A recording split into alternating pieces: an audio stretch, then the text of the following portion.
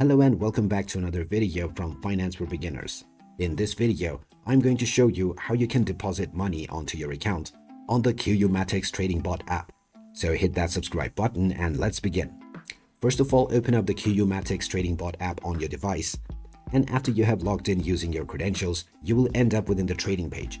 Now you can either switch into a real account to make your deposit, or you can tap on the big green deposit button at the top right corner. Then just proceed with the deposit button once again, and you may now choose from various different methods of payment. You can choose from various different crypto, as well as your credit and debit cards in order to proceed forward. After choosing your method, you can then enter your desired amount and even gain some bonus along the way. After you have completed your transaction with your payment method, your currency will be deposited within your account, and this will now appear within your balance section. After this, you can continue to trade with your real account and start earning profits. So there you have it. That is how easy it is to deposit money onto your account on the QU MATIX Trading Bot app. If you find this video helpful, don't forget to hit that like button and subscribe to our channel for more useful tips and tutorials.